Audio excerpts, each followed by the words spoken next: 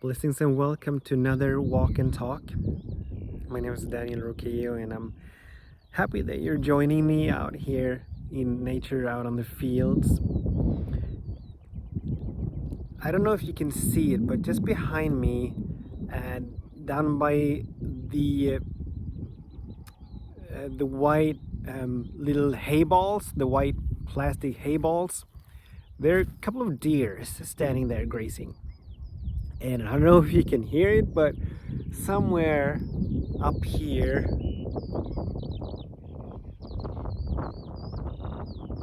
there's a larch, and you perhaps can hear the geese from the lake.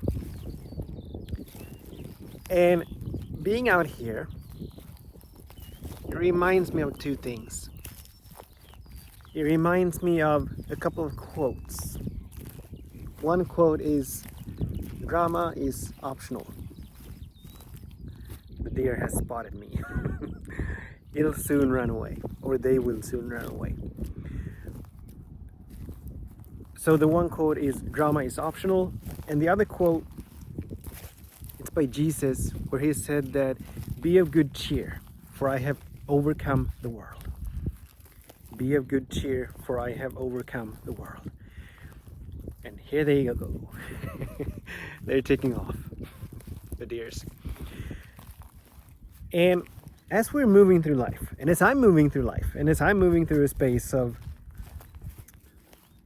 intensity, of expansion, where the old absolutely is dissolving, it is being released, and the new hasn't quite emerged yet, which is the space where confusion happens, which is the space where turbulence arises, where, as I was experiencing a lot yesterday, it's been a long time since I experienced fear, but yesterday I was more or less, or was it the day before yesterday?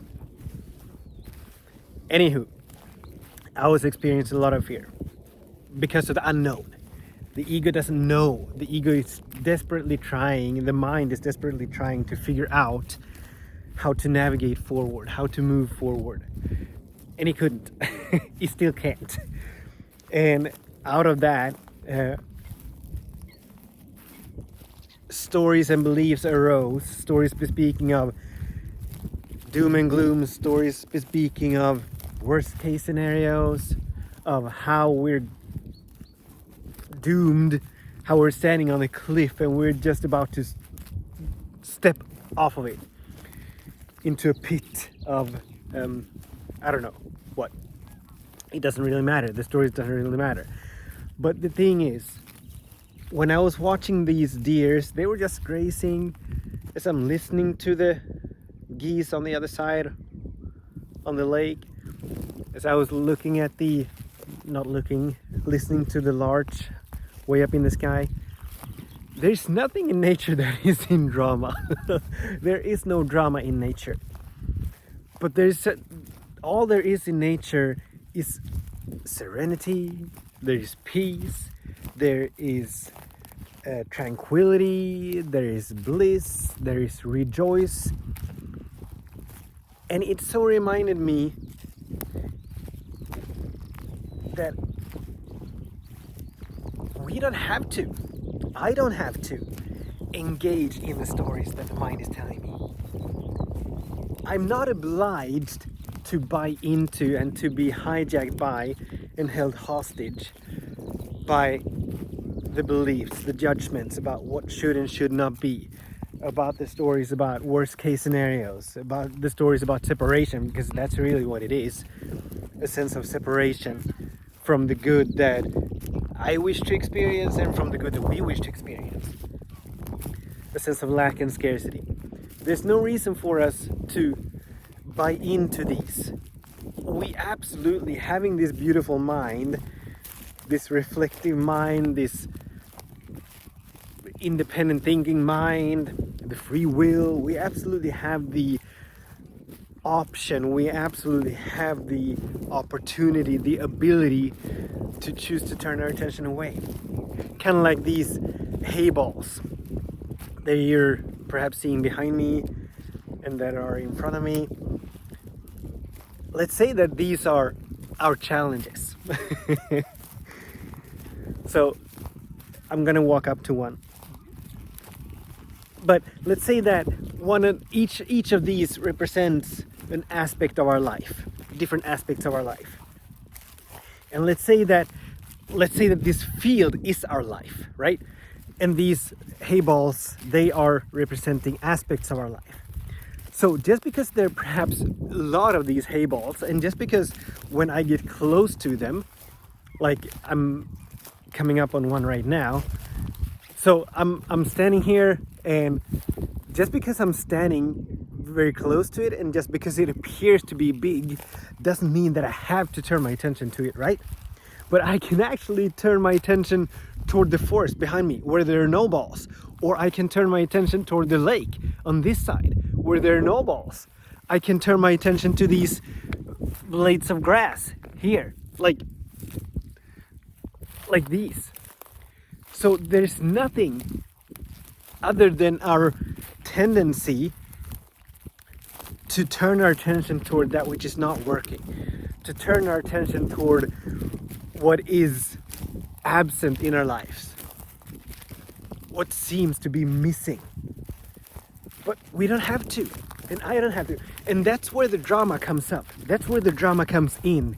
When we turn our attention to the stories and beliefs that we are not enough, that we don't have enough, that things are not going our way, that we are victims, that we are whatever our personal stories are. And then Jesus comes in and he says, "Be of good cheer, for I have overcome the world." Now, what does that mean? It means, for me, it means that even in the midst of challenges, even and as I was not hijacked completely, but I was experiencing, if it was yesterday, I was experiencing fear. I was experiencing these worst case scenarios. And even then, I do have the choice to rejoice. I have the choice to be of good cheer. And not only the choice, but that is actually the mandate. That is the work that we need to do. Because when we are, Jesus used the word cheer. I sometimes use the word rejoice or joy. But when we are in that high vibration, when we are in joy, when we are rejoicing, when we are of good cheer, we are vibrating at the level above conditions. We are vibrating at the level where solutions are granted free flow. We are vibrating at the level of answer. So being in good cheer does not mean that we deny our experiences. It does not mean that we pretend that what we are experiencing does not exist. It doesn't even mean that what we are, the conditions and the circumstances that perhaps give rise to our experiences, we are not denying them either. But what we are doing is turning our attention away from them. Just as we can look at these hay balls, or we can look at the lake, or we can look at the fields, or we can look at the moon. Let me see if up there. We don't have to turn our attention toward that which bugs us, that which disturbs us. It is our responsibility to keep ourselves, to sustain that cheerful sense, that cheerful moving through life, rejoicing, turning our attention toward that which is to our liking. So yesterday I spent a lot of time, not entirely to my family's liking, but I spent a lot of time listening to music. When I listen to music, and especially when I sing, I absolutely love to sing, and singing allows me to forget what the mind was preoccupied with. So I spent a lot of time singing yesterday to stay in that high vibration, to not deny it, but not give it my attention either, not give it energy. And today, I'm not experiencing that fear. So the fear had nothing to do with a real nothing has changed from yesterday to today. I mean, the conditions are still the same, the unknowns are still the same, the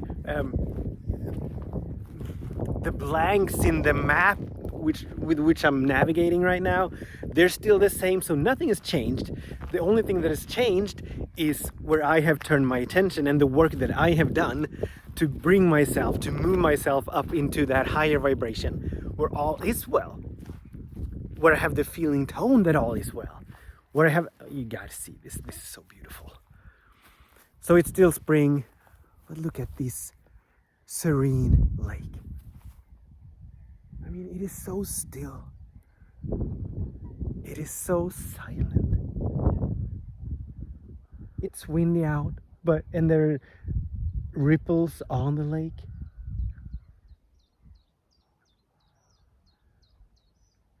But still there's such peace here. And this peace, it is not given to the lake alone. It is not given to nature alone. But peace is a quality of the loving presence that is all there is. And as we are all unique, perfect, whole, complete expressions of that loving presence. I mean, all these bushes behind the water, all of it, all of us is unique, perfect, whole, complete expression of this loving presence. Therefore, whatever it is, we are. And so as it is peace, it means that peace is within us. It is inherently within each and every single one of us. That we can choose. Drama is optional. Be of good cheer because I've overcome the world. Oh, and we want to address that second part of that statement. But we do get to choose. We get to choose. No one else can choose for us. No one can choose for me yesterday to not give in to the stories in the mind. Yes, I was experiencing them, but I chose not to move from them. I chose not to live from them, but I chose to do what I could do to move myself above them, to transcend them. So that second, this is so cool also. There are these, I don't know what they're called, and I don't know if you can see them, but down here there's a flock of little flies, and they are sort of following. This happens every time I take this walk. They're sort of following us here. So as we are walking, now they're down there. So as we are walking, they're sort of tagging along. The second part of Jesus' statement, I have overcome the world. What does that mean? It means that the good that we wish to experience, the good that I wish to experience, and beyond, already exists. It is already here. In this infinite mind that this loving presence is, every single possibility exists, including the one where, in my case, where I have navigated through whatever it is that I'm navigating through, and have allowed for that next great and grand version of who and what I am to emerge. That great and grand version, yes, it seems as though it is emerging, and in a sense it is emerging here in this physical dimension, but in the infinite mind, that version already exists. That me, that future self, is already here. And it is in trusting that, even as we're navigating through our challenges, and even as I'm navigating through my challenges now, to not trust what I can see more than what I can't see. To not trust the visible dimension more than I trust the invisible dimension. And I've often said it, and as I'm moving forward, it becomes more and more clear that trust is absolutely the key. And I've actually, it's been a while since I caught the that trust and surrender is one of the pillars of freedom. Just recently I caught that it is not only trust and surrender, it is unconditional trust and surrender. Trusting and surrendering beyond conditions, not relegating our trust to what we can see or can't see, not relegating our trust to what our physical senses can pick up, but it needs to be unconditional. Like that saying, the ego says, show me God and I'll trust you. Whereas God responds, trust me and I'll show you. So it needs to begin with the trusting. It needs to begin with us moving forward in spite of trust. No, in spite of fear. From trust, but in spite of fear. And so that moving forward in spite of fear, it actually negates the fear. So we may have the experiences I had yesterday. We may have the experience of fear or inner turmoil or whatnot. But as we're moving forward, not from that, not choosing from that, but being very conscious with our choices, making choices that are in alignment with what we're moving toward, that are in alignment with our intentions and visions, then we are moving from trust. And it needs to be trust from which we move. We need to trust first. Trust is something that we build with experience, but we need to trust first. If we don't trust, as long as we're not trusting, we're not going to be moving forward. And if we're not moving forward, then the sacred laws have nothing to work with. So we can be stuck in an endless loop of waiting for the perfect conditions, waiting for the answers to reveal themselves, and we'll most likely be waiting for a long time. Or we can begin to move in the direction of the good that we wish to desire, even if we don't know, even if we cannot see. And this is all really relevant to me right now, because this is exactly where I am right now. There are parts of me that scream stop, that scream for me to go back to the known, back to the safe, to the safety, back to the familiar. And I can absolutely choose to listen to them. Or I can choose to be aware of them, not deny them, not resist them, not judge them, not try to push them away, but not give them my attention.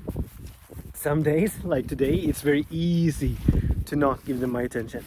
Some days, like yesterday, it was difficult. It was very difficult.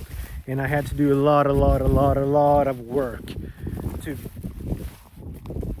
I'm not going to say that I always was rejoicing yesterday, that I always was in joy, but through the work that I was doing, I was absolutely in a much higher vibration than I would have been had I given in to the fears. Had I just said, this is what it is today, I'm not going to do it, or whatever, just yielding to it. There is work for us to do along this path. There is work for us to do. And it's not always easy, but it is so worth it. It is so worth it. So that's all for today. Drama is optional. Let us be in good cheer, because we have overcome whatever it is that we're moving through. We have overcome it. Alright, so much love, many blessings. Bye-bye.